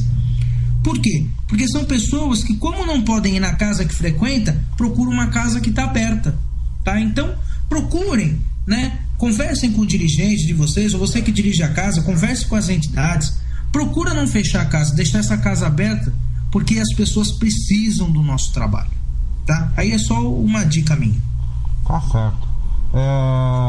Vamos para a última pergunta, pai? Vamos lá. Paula Figueiredo. Eles foram crianças encarnadas e também são espíritos que utilizam essa forma, e no caso o Exu Mirim é a mesma coisa? Então, o que acontece é o seguinte, Herê, tá? Cada casa também tem sua doutrina para explicar isso aí, até deu uma briga esses dias aí no Facebook aí do Zé Pilinto. Verdade. Vou colocar aqui com o meu entendimento, tá? Herê é a entidade que fala pelo orixá, tá? Dentro dessa linha, nós vamos ter realmente alguns encantados, sim, espíritos que nunca encarnaram, tá? Que são apenas mensageiros dos orixás. Mas nós temos também, dentro dessa linha, dentro dessa falange, nós temos espíritos que realmente foram encarnados, sim, que desencarnaram com uma idade pequena, tá? Mas, na verdade, Herê é apenas uma forma fluídica. Nós podemos ter uma pessoa que desencarnou com os seus 74 anos e na Umbanda se apresentar como uma criança, tá? É importante nós ressaltarmos que Herê é criança espiritual, não é criança carnal, tá? Herê consegue ficar de pé, Herê consegue dar uma consulta, consegue dar um passe, tem entendimento espiritual muito maior do que algumas outras entidades, tá? Nós precisamos tirar algumas amarras da nossa cabeça. Recebi meu Herê e ele é uma criança traquina. Não, o seu Herê tem que vir em terra para praticar caridade, para ajudar o próximo, tá? Se dentro disso ele vai fazer alguma traquinagem como uma forma de entendimento, porque Herê não brinca em serviço, tá? Ele faz as brincadeiras para passar algum tipo de ensinamento, ele não faz brincadeira só para bagunçar, tá? Então dentro disso ele pode sim fazer uma brincadeira, né? Fazer uma traquinagem, mas o principal trabalho dele é espiritual, de ajudar as pessoas. O principal trabalho de um Herê é modificar energeticamente um lugar, tá? Exaltar a energia daquele local, transformar uma energia pesada numa energia sutil, e aí eles vão ter as formas fluídicas dele. Exu Mirim, pessoal, dentro da minha doutrina, dentro do meu conhecimento, Exu Mirim é apenas uma forma fluídica de alguns Exus. Nós temos Exus de Xangô, Exus de Ogum, Exus de Obaloaê e Exus de Beji, tá? O negativo de Beji, que é o Exu Tiriri, e os seus enviados são Exus que têm a forma fluídica de crianças. E foi o que eu disse segunda-feira. Para mim, Exu Mirim, muitos falam, é o Exu menos doutrinado. Ao contrário, para ele ser um Exu e ele tá no negativo de uma linha de criança, de uma linha de cura, porque criança é cura. São Cosme e São Damião são os médicos da Umbanda.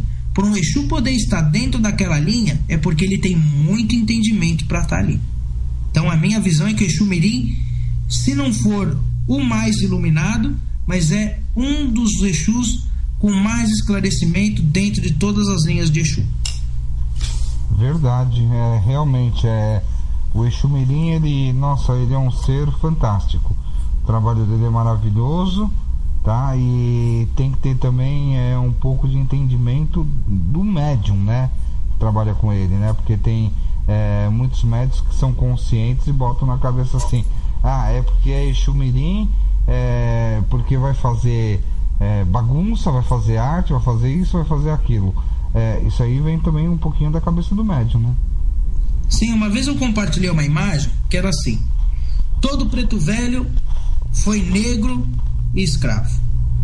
Todo caboclo é índio e bravo. Todo baiano é brincalhão e bêbado. Todo marinheiro é desequilibrado. Todo boiadeiro é rude e nervoso. Todo Exu é ignorante e fala palavrão. Toda pombagira é uma mulher da vida e é sensual. Todo herê é ingênuo e é aprontão. Isso tudo, pessoal, são estigmas, tá? São muletas mediúnicas. As entidades, elas têm as formas fluídicas que elas preferem, e a forma fluídica é apenas a forma. Eles podem trabalhar do jeito que eles quiserem, ter o entendimento que eles tiverem. A gente tem que tirar isso da nossa cabeça, que todo preto velho tem que ser abaixado, puxando a bola de ferro, falando zizifim, zizifum. Não, pessoal, não precisa disso, tá? É apenas uma forma fluídica. As entidades têm esclarecimento. Basta nós entendermos isso e nós deixarmos isso fluir, tá bom? Eu acho tão bonitinho quando a gente vê uma entidade que sai, entre aspas, do parâmetro umbandista, né? Na nossa casa nós temos um caboclo firme do nosso pai pequeno. Nosso pai pequeno trabalha na Umbanda há muitos anos, tá? É um dos médiuns que eu tenho assim como modelo. Ele tem uma mediunidade muito bonita. Ele recebe o caboclo Ventania. É o meu pai carnal, eu conheço o Ventania já há muitos anos. Aí eu te pergunto, sabe, Ronaldo, quantas vezes eu vi o Ventania bradar até hoje?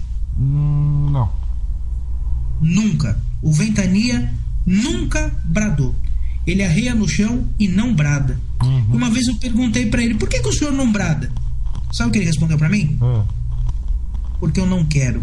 Foi a melhor resposta que eu podia ter naquele dia. Realmente, viu? Olha, não dá nem pra gente perguntar depois assim: mas por que o senhor não quer? Às vezes, né, a gente tava, eu tava esperando ele me dar uma resposta, sabe, pra mim fazer uma tese sobre aquilo. Porque eu não quero. Acabou. A entidade, ela quer e ela não quer. Pronto. É igual uma vez falaram pra mim assim, o Paidal no Face. O cara falou assim: eu vi o seu capa preta no diálogo com os espíritos, não sei o que. A incorporação dele é muito sutil, muito tranquila. Será que você realmente estava com Exu? Quer dizer, o Exu ele tem que vir, tem que rosnar, tem que babar, tem que xingar, tem que não sei o que, tem que não sei o que lá, senão não é Exu. Não, é um absurdo isso. É umas coisas tão assim que não dá, Pai Léo, desculpa, mas não dá, é só rindo mesmo. A gente tem que tirar, né, essas viseiras aí, esses cabrestos da nossa mediunidade e deixar a entidade fluir. É verdade. Nossa, tem entidade que eu vejo assim, que vem assim tão tranquila, mas tão tranquila. Eu acho tão bonito isso, sabe? Não tem aquele negócio de então, só te cortando, aquela entidade, né? E isso às vezes aconteceu, já veio acontecer. Aí passei com aquele caboclo fala tão enrolado. Aí a pessoa chega depois lá na frente, eu chego pro Camone e falo assim: poxa, eu não entendi o que o caboclo falou, você tem como perguntar pra mim?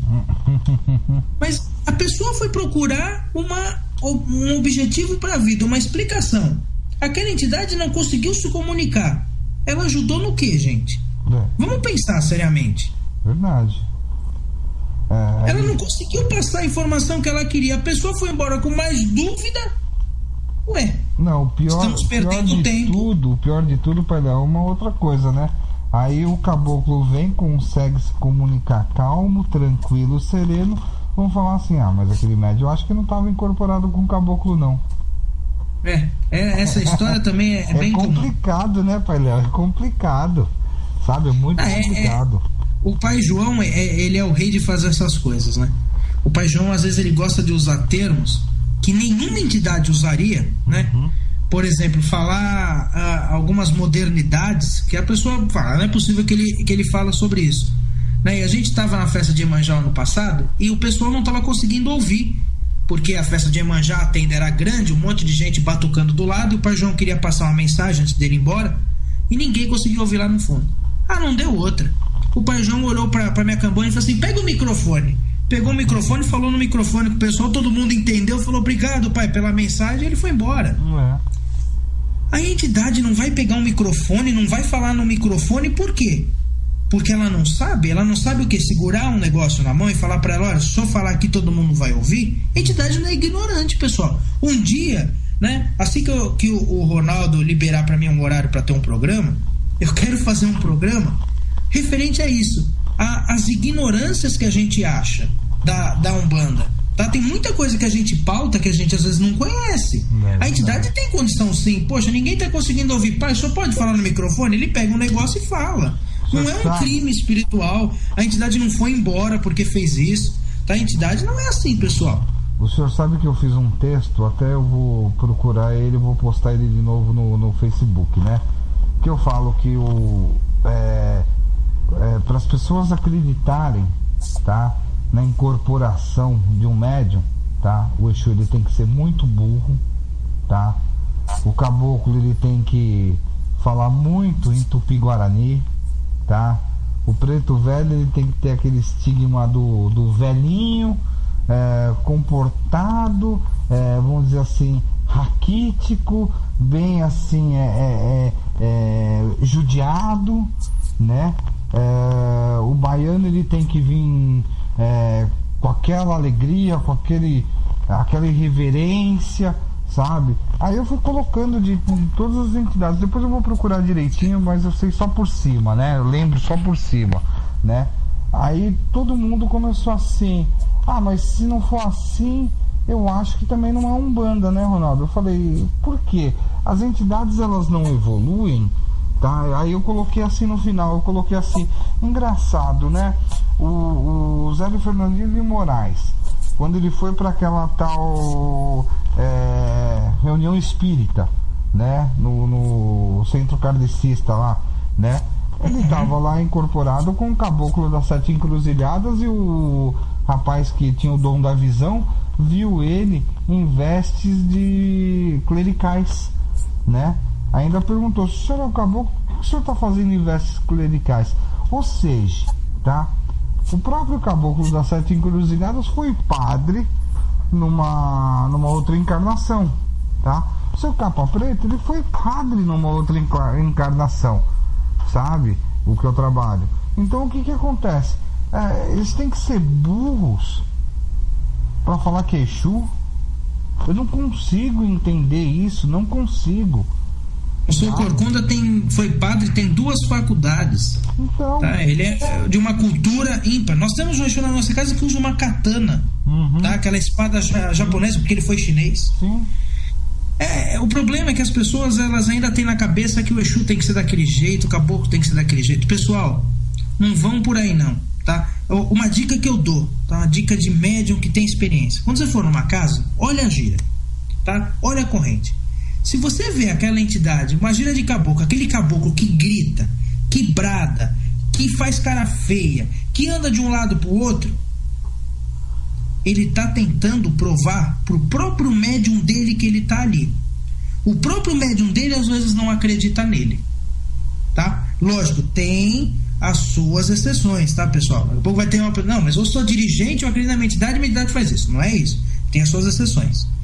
Olha, aquele ali que incorporou no cantinho dele, que tá com a entidade dele ali, tá? De olhinho fechado, trabalhando, que não quis aparecer, que não quis mostrar que tá ali, vai naquela entidade. Depois, manda pra mim no Facebook a experiência que você teve com aquela entidade. É verdade. Verdade mesmo. E vai ver que vai ser uma experiência diferente. O pessoal... Eu não consigo entender ainda o pessoal, viu? O que acontece, Ronaldo, é muita autoafirmação. As pessoas ainda precisam se autoafirmar que elas estão incorporadas. É parecido com aquilo que o Daniel perguntou pra gente. Preciso autoafirmar que eu tô com a entidade. Então a entidade precisa ser assim. A gente tem que tirar essas amarras. É verdade. Mas como tudo que é bom dura pouco. Infelizmente chegamos ao final do nosso programa. Bom, antes da gente ir embora, hoje eu tenho uma surpresa. Vamos tá lá. Preparado? Tô. Então é assim, para quem tá ouvindo a gente, sempre que passa a festa de Cosme e Damião, normalmente eu sou o primeiro, aí o pessoal vai começando a copiar, tá? E eu fiz o texto sobre o Orixá Regente de 2016. Eu sempre espero passar Cosme e Damião, que a gente já começa a trabalhar a vibração, tá, dos orixás aí do próximo ano. Então, quem quiser conhecer, saber, né, o Orixá Regente de 2016, eu estou postando agora, tá? Eu postei, na verdade, eram 8 horas, eu programei. Então, quando foi 8 horas, entrou lá no meu blog a postagem sobre o Orixá de 2016. Mas eu vou colocar o link no meu Facebook, e aí eu vou marcar o Facebook do Ronaldo também, para quem conhece o Facebook dele, eu vou marcar, tá, essa postagem lá. Então é só ir lá que já descobre aí o Orixá de 2016 aí em primeira mão. A gente já se prepara aí para 2016, que pelo menos pelo texto vocês vão ver, vai ser um ano mais tranquilo que 2015. E eu já compartilho ele direto. Então, por favor. Tudo que é bom a gente tem que compartilhar. Sim, e assim eu já vou postando e o pessoal já vai sabendo, tá, pessoal? Ó, acabei de postar aí no Facebook. Deixa eu ver. Deve estar chegando. É que como estão me mandando tanta mensagem, mas tanta mensagem, sabe, tá complicado aqui o meu Face hoje. Não, mas tudo bem, aí o pessoal vai olhando. Não, com certeza, mas... A postagem vai ficar aí pelo resto aí do ano, aí o pessoal vai olhando aí durante a semana. Sabe, a postagem aí do Orixá de 2016. Não, mas o senhor pode deixar que isso daí a gente compartilha assim, porque é muito bom. Tá certo, então? Certinho. Bom, em primeiro lugar, eu gostaria de agradecer muito ao pai Leonardo, tá? A mãe Priscila, que deu uma força enorme aí, mandando as perguntas. O Vanderlei também, que ajudou muito aí a gente aí, enviando as perguntas. O Eduardo também, sabe, que ajudou também a gente aí enviando perguntas e também ajudou a gente aqui na rádio, porque também se não fosse o Eduardo, esse programa hoje não teria como ter ido pra internet, né? Então eu agradeço muito o meu filho aí pela força que ele sempre dá aí toda noite aí pra gente. Bom, eu quero agradecer a oportunidade de estar aqui mais uma vez, tá? E só lembrando, né, pessoal, quem quiser me procurar lá no Facebook, Painel das Pedreiras, tá? A gente tem o grupo referente ao nosso calendário, tá? Eu sempre ressalvo que eu sou dirigente do Templo de Umbanda Divina Luz, Casa do Pai João. Fica lá no metrô Belém, a 3 minutos da estação, na Rua Silva Jardim 402, tá?